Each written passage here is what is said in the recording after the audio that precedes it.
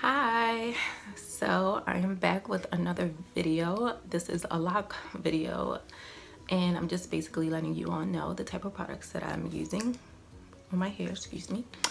And that's that. Oh, and I'm gonna answer a few questions. I get a few questions here and there on my social media about the type of lock products that I use, and so I'll be answering those questions as well. Let's get into it. First things first, what the most question that I get asked is, what do I use on my edges? As you can see, well, I've been kind of sweating, but as you can see, sometimes my edges can be flat or just laid down, and I get questions all the time about what do you use on your edges. This is what I use all the time on my edges and to retwist my hair, is the aloe vera gel. Not only do I use this on my hair, but also on my skin for cuts or sunburn. So either this, or sometimes I'll cut a piece of the aloe plant, which is really good too, and I'll slap that on my edges. Now, I will say this. When I take pictures, I'm usually taking pictures as soon as I take my scarf off my head. With that said, being that I take that off my taking the scarf off my head, my hair can become frizzy. As you can see, it's a little frizzy, but it's not as laid as you may see in some of my pictures on social media. But so just know that although it lays your edges, it will become frizzy eventually. That's just our natural hair texture. We have curly hair. And so yeah, this is what I use to retwist and lay my edges. Also, I just started trying the Shea Moisture Strengthen and Grow Lock Braid Butter. So I just started using this. Excuse me. Now, what's going on? So I will say this, I believe, causes like flakiness, so I don't particularly care for it, but I mean, it gives a nice smell. I will say that it does make your hair smell good and a nice shine, but it causes flakiness, so I don't particularly care for it. So that's that. Sometimes I use it, sometimes, and I use it in conjunction with the aloe vera gel. So sometimes these two together. Most of the time it's just this by itself. So that's that. I also use the Shea Moisture. This, what is this? The Hold and Shine Moisture Mist. So I always do this as well as I'm retwisting my locks, and I'll just spray this once I retwist it. Spray that on there, and the shampoo that's in the same type of color as this. I don't have the actual bottle because I ran out of that shampoo. And also the conditioner. I use this conditioner or the conditioner that comes in this bottle, this color one as well. But being that I have some conditioner left, I'll still use this on my locks.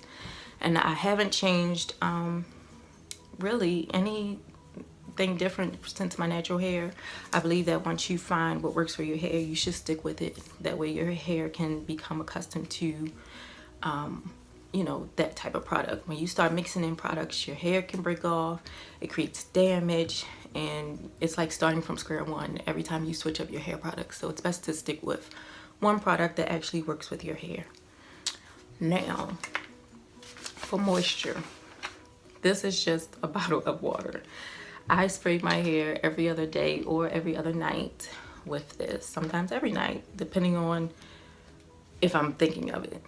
And usually it's probably every other day. So I've sprayed my scalp and my locks for hair moisture. And that's that. That's all I use. Nothing else. Sometimes now, I just started my son's locks again, and I use this Do Grow oil on his hair.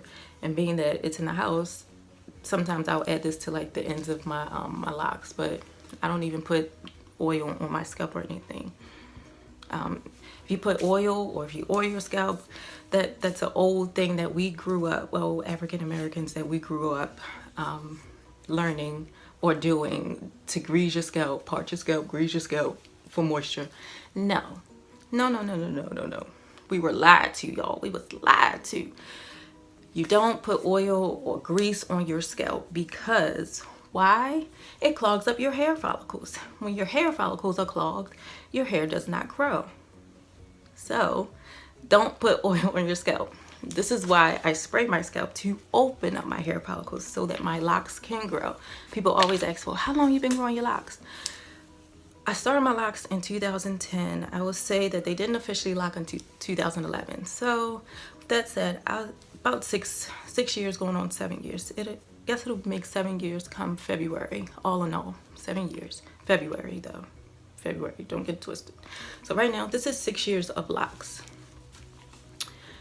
And it's a little curly, but it's fine. I don't know if you all can see. Maybe I should stand up. So my hair comes here. This is my longest lock. It's not down to my butt quite yet, but my longest lock is there. So here, yeah, well, you get the gist of it. So 6 years, almost 7. And I've known people who are still growing their locks, maybe the same timeline or even longer, and their locks are still here. Now, I will say, not only do you have to moisturize your locks, also stop retwisting your locks every day or every 2 weeks, or because one, you're breaking off your edges, or you are you're just putting too much damage, or what's the word I'm looking for? You're just putting too much on your hair, too much strain on your hair, and your hair doesn't need all that. Also, it's about what you eat. If you're constantly eating greasy foods all the time, no vegetables, not even drinking water, your body needs water. Water, water, water, water. So if you're not drinking water, your hair's not getting moisture, so it's not going to grow. If you're smoking, your hair's not going to grow. If you're drinking all the time, drinking alcohol, your hair's not going to grow. You're not even going to see that glow in your skin because you're treating your body wrong.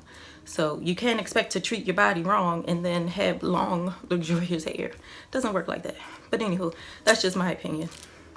Okay, let's get into the good stuff, because people, I'm out of breath for some reason, and I don't know why. I've been sitting in this chair. Whew. All right, so